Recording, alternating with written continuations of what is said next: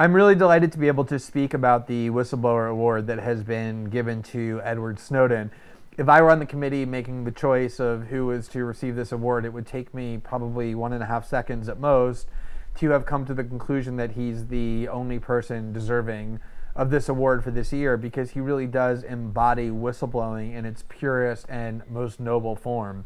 There's a lot of debate about what whistleblowing means, what exactly the attributes are that defines it. And I've written a lot about whistleblowing and have thought a lot about it. And I think that there's two real components to whistleblowing. One is the disclosure of wrongdoing, serious wrongdoing on the part of powerful factions. And the second one is to disclose that wrongdoing at some risk to yourself. So I think if you look at what the two criteria, the defining criteria are, he embodies both of those as purely as one can imagine. He exposed enormous amounts of wrongdoing on the part of the world's most powerful factions. He informed the world that there is a massive, ubiquitous spying system being constructed by the United States and its closest allies, aimed not at the terrorists or at criminals or people for whom there's evidence to suspect wrongdoing, but at all of us, people around the world. And I think the most significant revelation of what it is that he disclosed is that literally the objective of the United States and its closest allies in the UK, Canada, New Zealand, and Australia is the elimination of privacy globally, meaning the idea that there will be no ability on the part of any human beings to communicate with one another electronically without it being monitored, collected, analyzed, and stored by the United States government. One of the most profound revelations, I think, in the political landscape in some time. He also revealed enormous amounts of deceit on the part of the most senior national security officials, including deceit that is almost certainly criminal. High-level Obama officials going to the United States Congress and denying to the Congress that the NSA is doing exactly that which these revelations prove that they are doing. And so when you look at the combination of this invasive, massive spying system operating with almost no transparency or accountability, and the systematic lying on the part of senior Obama officials to the democratic institutions designed to check that, the amount of wrongdoing, the seriousness of it, that he revealed to the world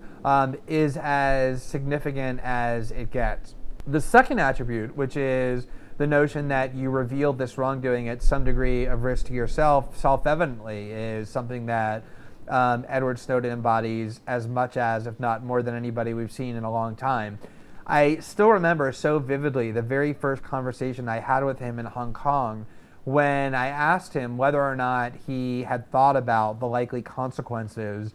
of his actions. And with very stoic and rational demeanor, he ticked off one after the next all of the things that he knew were likely to happen to him that have now in fact happened to him, including being charged as a criminal under the Espionage Act, an incredibly draconian law that threatens people with prison for decades, that he would be publicly branded as a traitor and someone who has gravely damaged national security, and that in essence he would become the single most wanted man in the world by the world's most powerful government.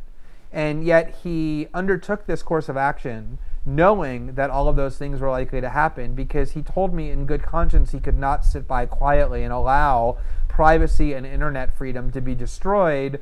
while doing nothing about it. And he did it not only anticipating the risk, but knowing that they were almost certain to come and embracing them to such an extent that he was one of the calmest people I've ever interacted with, even as the anxiety and tension levels ought to have been through the roof given the extremity of a situation. But he was so convinced about the rightness of what he was doing that this equanimity had prevailed over him, and yet he was fully aware of the risks he was taking, and yet took it anyway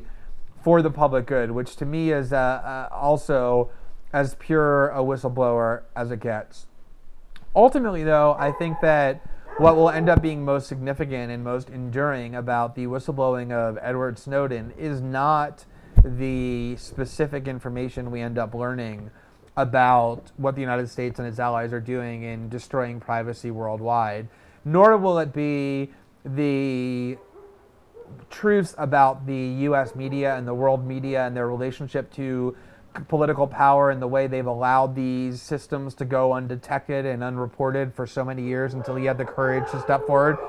I think what will be really most enduring is the lesson that he has taught all of us, the lesson about the power of a single individual to change the world, literally, through nothing more than a powerful choice.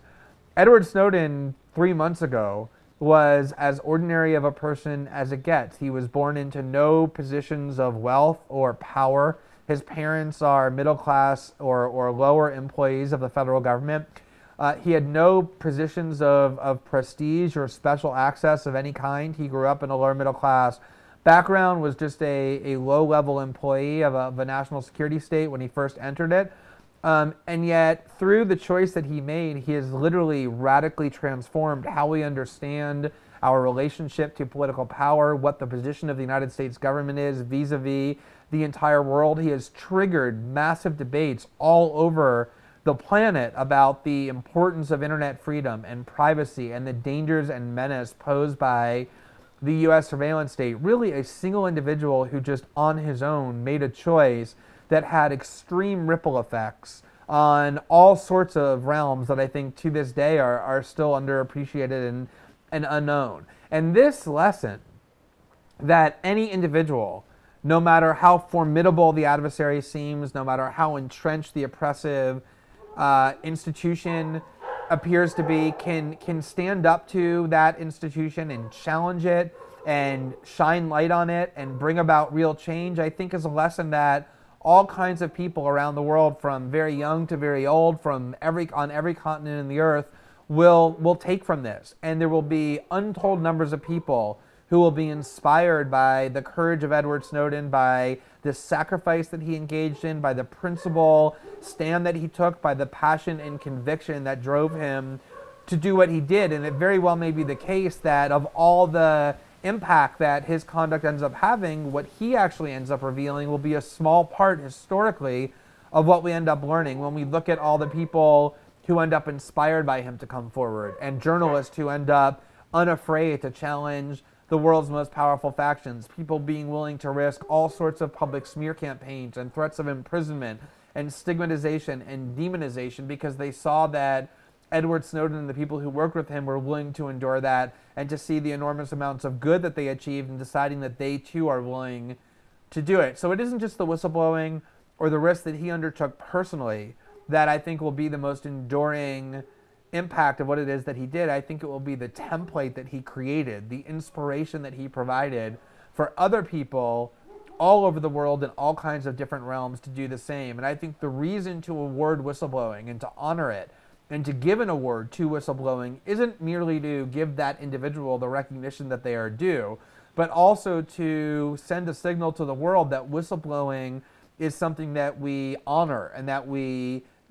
celebrate because of its incredibly potent and consequential impact on the rest of the world. And there's clearly nobody who has vividly illustrated the impact of whistleblowing as potently as he has, certainly this year and probably for many, many years. So I think this was an extremely brave, but also a very meritorious selection. And I'm very happy that the